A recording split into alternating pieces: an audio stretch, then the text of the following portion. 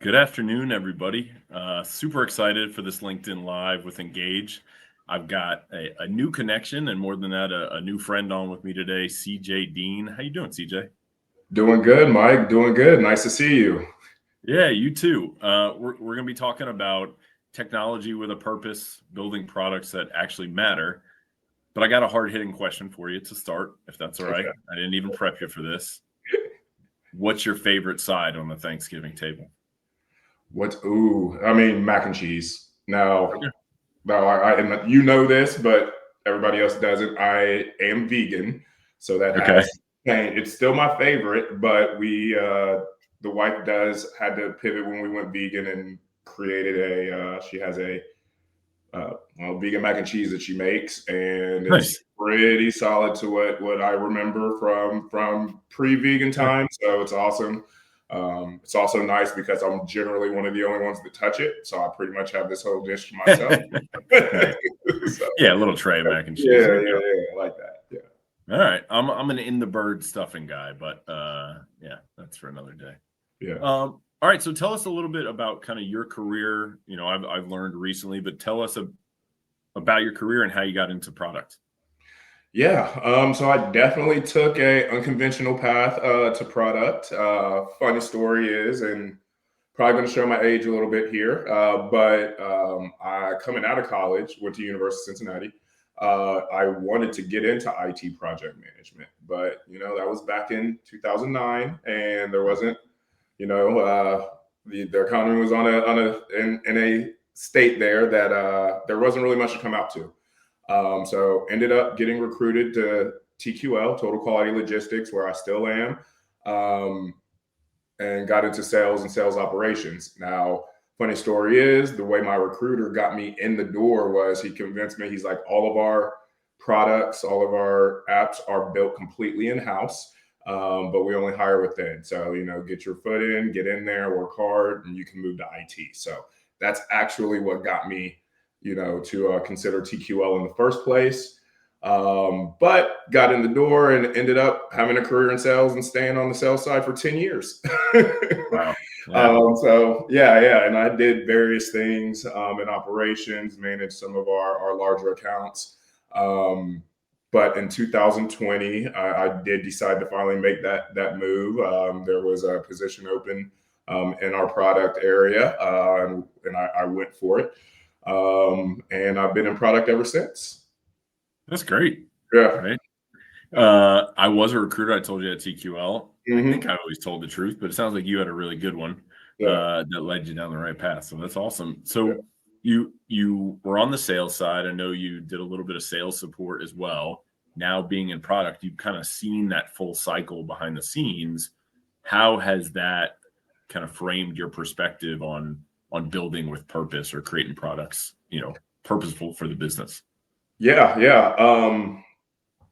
Well, and like I was saying, it was a very unconventional path, but I think it was one that was needed. I honestly think that my experiences in sales is what makes me a great product leader in the first place. So one of the biggest things, and this is one of TQL's core values and why I love the company so much, is it's being obsessive about providing exceptional customer service. So that's what TQL is built on. Those are the core values of the company, and so that is something that translated very easily to product.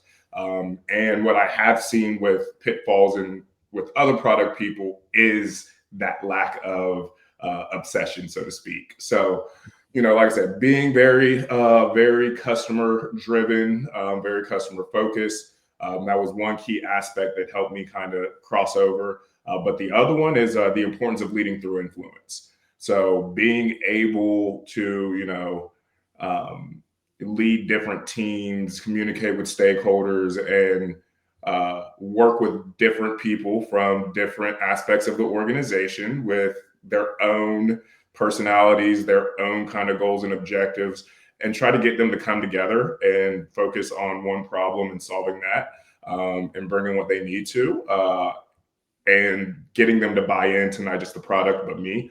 That a very important aspect of building successful products, especially building products with purpose. I like that. That's, you talked about, you've got the external, right? It's the customer experience that TQL is known for. Yep. Now you've also got the internal customers, the stakeholders that you're talking about, and I'm sure we've mentioned it. It's all right. What is this new product? What is this new app doing for the business? Where is the return on investment? How do you balance that, and how do you communicate that to internal customers while you're also communicating it to the team, and developing these apps that ultimately are driving some ROI for the company? Yeah. Exactly. Yeah. So, like I've told you, majority of the products that we build are internal tools for our sales to use. But the overall goal for not just IT, but definitely TQL as a whole is driving BR, driving that brokerage revenue. So, yes, even though most of our apps are experience apps, you got to be able to tell the story of how is this going to help, us drive BR. And that comes with framing. It all starts with how you frame it. Being able to connect the experience to the value that it is going to bring is very important. So the best way and the best and most important way to do that is by looking at the data. So yes, we may not have certain features or capabilities in our products that directly bring in the revenue. But if we are, in order to build something of value and to really get that ROI back, we have to be able to connect the data of what we're seeing, what's happening with the actual return that sales is going to get in the long run. And being able to frame that data in a way that keeps stakeholders engaged, keeps stakeholders, believing in the product, and also just pushing the product forward. So you've got the developers who are right. You've got the data coming in that is helping analyze kind of what needs to be built, what this product needs to look like, how that ROI comes back. Yep. To UL or to whoever is benefiting from that. How do you manage, or how do you help inform a development team or the engineering function to not just build features because they want to keep building and bolting things on, but actually driving the features that are focused on that ROI? How do you, I guess, balance or communicate that? Yeah. So, before we have our developers, build anything, it is important for them to understand the why, not just the what. So, we do have go through extenuous discovery processes. One, making sure at least for me, making sure our developers are even in connection with our customers and our stakeholders to begin with. So they're also walking that journey, the discovery journey along with us, and not just, hey, just tell us what you want to design or tell us what you want us to build and we'll go build it. Because truthfully, when you do that, generally the first solution isn't the actual solution that solves the problem. So it's more important to understand why, to get the team to understand why we're doing something, to get the team to understand why it's valuable, before they even start putting code down, because that allows them to, one, it gives them more autonomy over how they want to build. It allows me to trust them and give them that autonomy. But more importantly, it inspires them and makes them want to make the best product. So, even though we do work with product design and we have a great product design people, it's very important. I love it when our developers start getting into something. It's like, actually, we know what you want to do. That we know the why and why we're doing this. This what isn't really working. Like, can we try this? And then they can explain why that is going to work better. And that is number one for our success. So, getting them to understand the why is definitely the most important thing when communicating what we're building. Yeah, it's the buy-in, which you're saying, right? And also, it sounds like you empower your teams quite a bit, which is important. Yep. They don't want to feel like they're just completing tasks, but they want to be creating and they want to be, Mhm. innovating. I'm sure there's times where you've had to put the brakes on a certain feature potentially, or say no to a new feature, maybe because time is a factor, whatever that might be. How do you Yeah. handle those situations? How do you communicate that? Yeah. So for me, I like to say I rarely say no. It's generally more of and most times, a not right now. Yeah. So one of the things that is important for me to recognize is that the person who, whether it be a stakeholder or the developer who um, thinks they have a solution to a problem, let's say, or Yeah. thinks they have an innovative idea that's going to change. And trust me, we've seen some that it's like, oh no, that is great. Um, but it's understanding the why from them. Mm. Like Yeah. why, Yeah. because when they come to us with these things, even if it does seem like it's kind of off base, I recognize they put the time into this. They're excited about it. They're bought into our product and the goals that we're trying to achieve. And I don't want them to lose that. So that's why it's never a flat out no, or oh, that's a dumb idea. It's generally, like I said, and not right now. And the way we get there is I work with them to get there. So it starts with understanding. So help me understand when I'm missing. Like if I'm looking at this and I'm like, I don't see the value in it, I put it on the person I'm working with to be like, help me understand. Let's walk this back and then start talking through like, well, here's the goals and here's what we're trying to accomplish right now. And generally, like I said, it is like, okay, well, maybe there's some steps missing. And a lot of times Yeah. that's what it is like, oh, yeah, that is going to be great. That would be great for us in the future. Or that is a great roadmap item.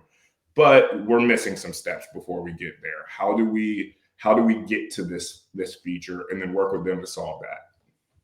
So yeah, like I said, Oh, go ahead. yeah, it's a great answer because you don't want to cut anybody's legs out from Mhm. beneath them.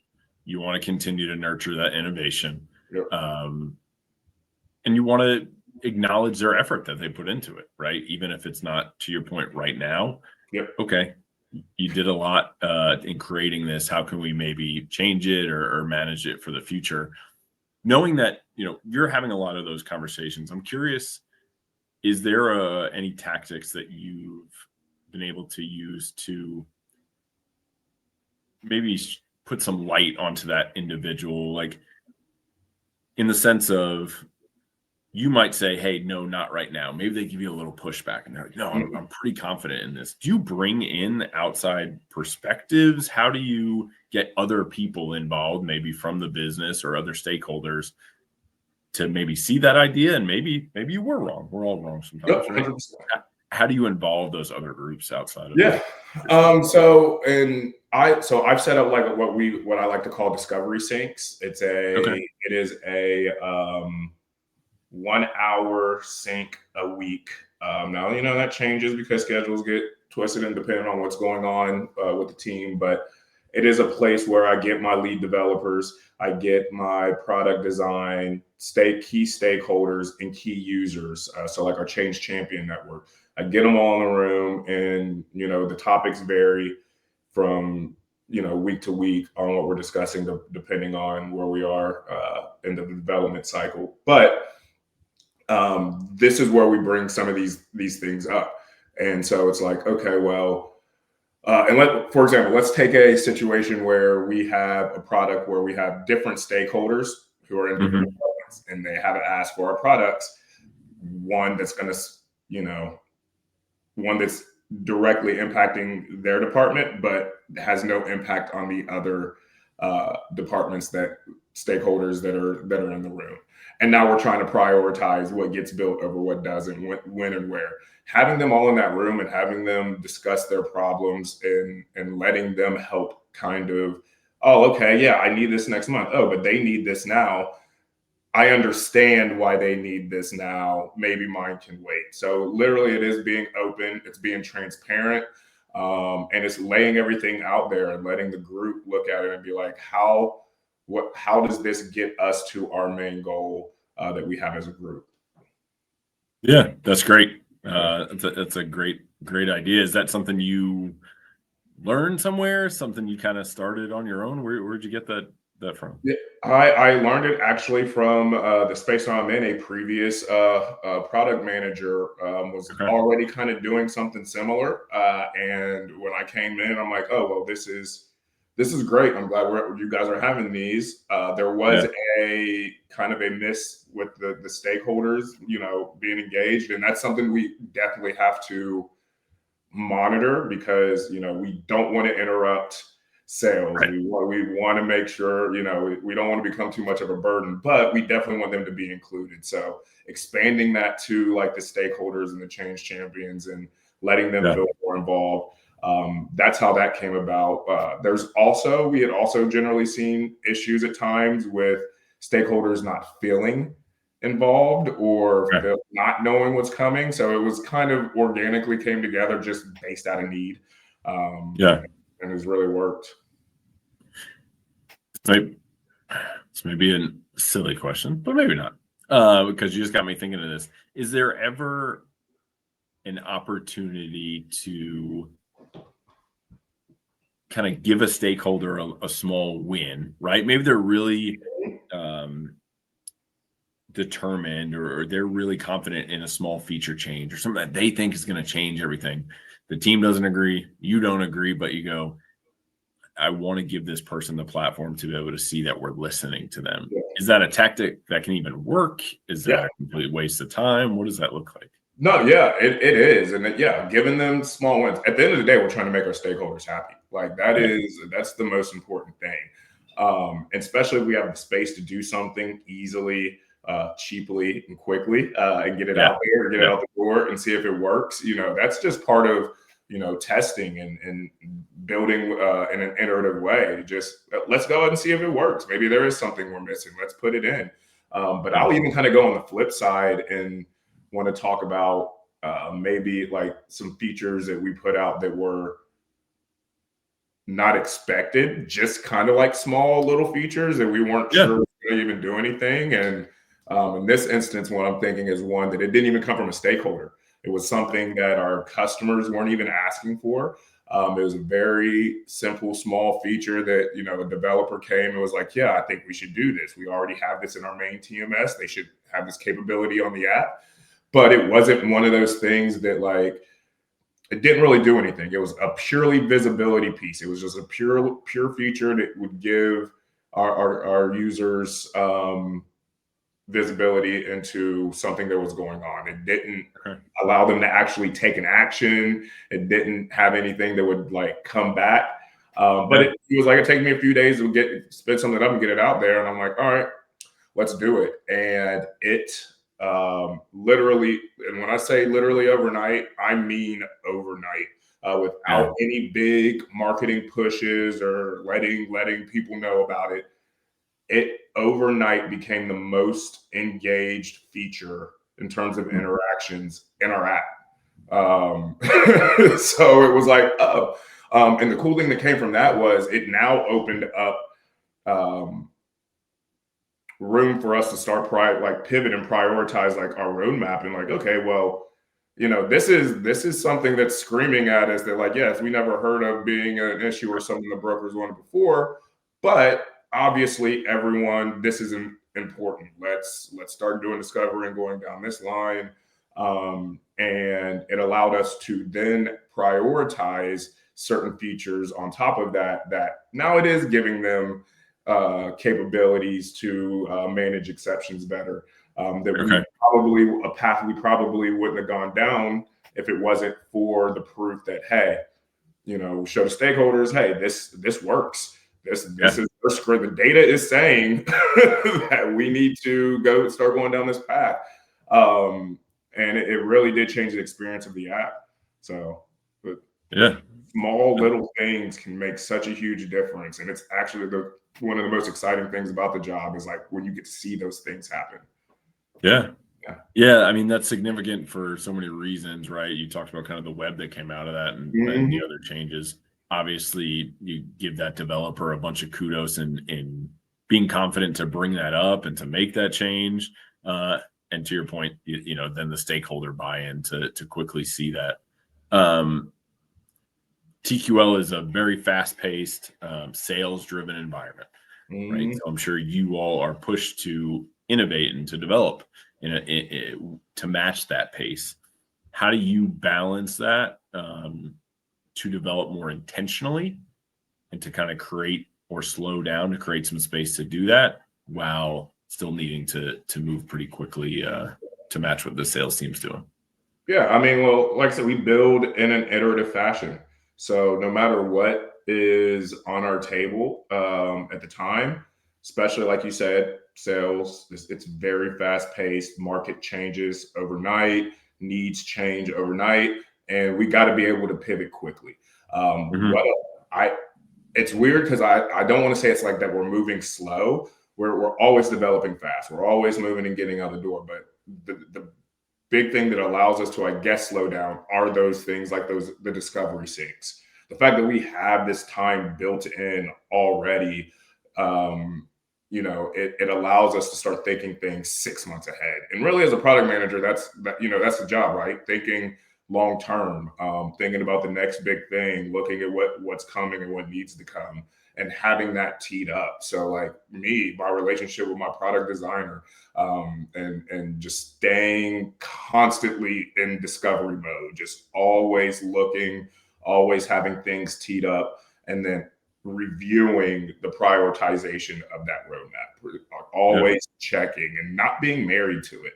Like that's the thing. A lot of times it's like, oh, you got this 6-year roadmap, 6 month to 1 year roadmap out there. It can't change. We got to hit everything. Yeah. And it's like, no, it's going to change. It's going to change. Yeah. And understanding that your roadmap changing or maybe blowing up the entire roadmap 3 months in and creating a whole new roadmap, that's not a bad thing. That doesn't mean that you weren't prepared. That doesn't mean that you lost focus. That means that you are adapting to change.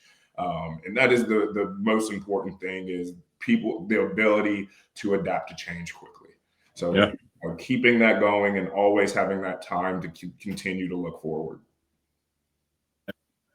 You worked in TQL for so long. You understand that pace. Obviously, you understand the product world so much now. I know that TQL and other companies, right, you're hiring technical talent from outside sometimes. What do you do, or maybe what role does the product team play in helping create or bring those people in and onboard them in a way that they understand how you all work, right? Maybe they're used to a waterfall environment. Maybe they're like, why are you going to blow the roadmap up? I'm focused on this for the next 12 months. How do you get those people more comfortable with the way you all work? Yeah. I mean, you got to set the expectation from jump that, we are, and I'm going to use this term, maybe not in how we use it all the time in tech because it is a buzzword, but your ability to stay agile. And we hear about that. We know the Agile Manifesto and the different principles that are there. But that's the thing, keeping them connected to those principles that you need to be able to adapt to change quickly, versus being married to like a set framework or methodology that is stringent and tight and resistant to change. And then also bringing them back to the why. Really, if you have a team that is connected to the why and bought into the product, they'll understand the pivot. You just got to be able to explain how this works into our why, to our overarching why. And then also, as a product leader, taking that burden off of them. So one of the things I am very cautious of to make sure I'm doing is I'm always pushing up instead of pushing down. And what I mean by that is I want to connect and hear the issues or the uncomfortability about stuff that the dev team is having. So if we are pivoting, I want them to be able and comfortable enough to be able to express that uncomfortability and why, because that allows us to then talk about it. And it is just a little extra step, but it's like, I want to make sure that, cool, let me hear your concerns on why we're doing this pivot. This is what I'm doing. And sometimes it's led to cases of, oh, well, I didn't see that. So now I'm going to go push up to the stakeholder and be like, look, look, I know we need to pivot. We want to do this. Here's some things that we've discovered. Is this still the path we want to go on? And sometimes that changes. There was a situation where I'm trying to think the best way to say this without giving up too much information, but where the business needed something, we needed to do something, and we needed to do it quickly. The business wanted to go on this whole new path, and it turns out that the workload, like the development effort, wasn't going to be a major lift, and we could have definitely pivoted and done that. But the change management piece, the piece that needed to happen in order for that change to be successful, wasn't a technology implementation. It was actually something that the business needed to do. And it was something the stakeholders didn't really think about. So it allowed us to it was one of those things where it allowed us to go back and push back kind of and let them know that it's like, hey guys, this isn't a no. Yeah. It's just a not right now. So it was another one of those situations where it's like, yeah, no, we are open to pivoting. We're open to moving fast, but let's think about this for a second. And maybe it is just not right now. And we were able to get buy-in from the stakeholders to not pivot so aggressively. So yeah, just keeping everybody engaged in what's the why and not the what, because some people get married into a what, and you don't want to have a solution that is looking for a problem. That's well put. Yeah. Yeah. So making sure we are actually solving what needs to be done in an effective way. Yeah. You seem like you're your team's number one fan, their number one advocate. I saw a LinkedIn post you had a while back when I was going through your profile, right? I think you named every single person involved on the project, which is fantastic, right? Yeah. I think it points to kind of who you are overall. We've talked about this. You have a every year on your birthday, right? Kind of a slogan that's going to carry throughout this year. And I think this year it was "Let your light shine bright." Yeah, it is. It was being more purposeful with my light. Being more purposeful with your light. So how's that work into not only what you're doing with your team, but the product world, I guess, in general, or both? Yeah, it starts by me understanding that I set the tone for every interaction that I have, rather that be with members of my team or with stakeholders or with customers. Every interaction, it is set on me to set that tone and to keep a people first mindset. Which once again, and I'll credit this to kind of TQL for living by that on the sales side. For me, it's not just about solving the problem, or it's not just about, this big, beautiful solution, innovation. It's about connecting with the people that are going to be involved in it. And it starts with that connection. So making sure that I am effectively connecting with the people and showing them that I genuinely care about them, not just the moment that we're in. And that allows for a building of trust. That allows for people to feel comfortable speaking up in tough times. And it allows for, and that is generally what drives the success of any product that we have out there is, like I said, that ability to connect with the people that we are working with on a level. And that is something that, yes, it takes a little extra time to do. And a lot of people don't feel like that's a necessity. But for me, that is the center of the why for what I do. I love product, but for me, I love people. And anytime I get to engage and interact with someone and learn more about them, that is really what drives me. All this building with purpose. Maybe it should have been called building with people. Yeah. Right? Yeah. The people are at the center of it. Yep. 100%. 100%. And I mean, that is literally like product. Yeah, you should change product with people most of the time. Like they go hand in hand. You cannot have the most important thing about any product development is the people, the customers, the stakeholders, the teams that are building it, the people that are solving the problems. It is people first. Yeah, it's fantastic. Yeah. Quick switch. I really appreciate this. I'm learning a lot today. I am not a product guru by any means, but I'm learning a lot from you, and I really appreciate it. Before we get out of here, I want to let my light purposefully shine on your videos, all the content you're putting out there on LinkedIn. Tell everybody a little bit about kind of what's got you starting to share more on LinkedIn and what your videos are all about. Oh, wow. Yeah. So what this started, so, with technology, so we'll start with Teams. So, most people that work in companies that use Teams or whatever, they may have noticed there's a feature, the new AI transcription and summaries that they have. And that has totally been a game changer for our organization, and definitely for our product team. But, for me, it started with like, well, what about my in-person meetings that I'm having with people? Like, I lose that. And so I had to find a solution for that. So I downloaded an app that allowed me that essentially did the same thing. And once I had that app, I was like, well, this is awesome, but I think I'm going to start using this in other ways. And one of the main ways I started using it was voice journaling. So I started you get home, you decompress, and generally, about 10 o'clock at night, that's the time when my brain starts running. It's like, all right, well, instead of like trying to pull out a piece of paper and write things down, I'm like, let me just turn on the app, start recording myself. And one of the cool things is it gives like a summary. It even gives like action items and next steps and stuff like that. And so once I had a nice little backlog of just things that I had been talking about, I'm like, well, why don't I share this? How can I share this outwardly?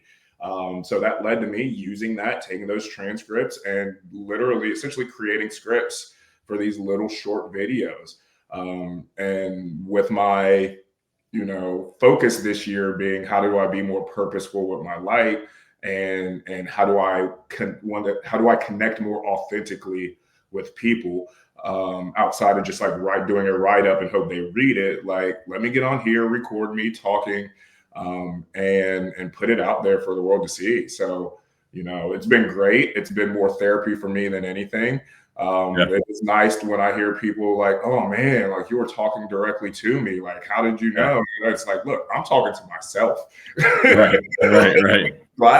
I'm glad you're enjoying it. Thank you. It was going to keep me going forward, but I'm really just doing this so you got to connect with others and connect with you and the audience, and let people see more into who I am and what I care about and my thoughts. So yeah, that's generally what drives it. Yeah, that's great. I mean, I've enjoyed them. To your point, you never know what you're feeling individually, how it's going to help somebody else. So putting it out there is fantastic. For anybody watching, the QR code there is CJ's LinkedIn. So be sure to scan that, and that'll take you to his LinkedIn profile so you can connect. But CJ, I do want to say this since you did put that up. And if you are watching this, go connect with me. Don't feel like you got to just look at the page. I am open. I will find the time if you have questions. If you just want to follow, like, that's fine, but feel free to connect with me. I'm an open door. I'm an open book. And like I said, connecting with people is what drives me in the first place. So, yeah. And CJ and I are usually at Chipotle once a month. So feel free to join us. We'll let you know. But no, I have thoroughly enjoyed getting to know you more over the past few months, and glad that we got to do this together. And thank you for the conversation. No, thank you. Awesome. All right. Happy Thanksgiving. Happy Thanksgiving. See ya. See ya.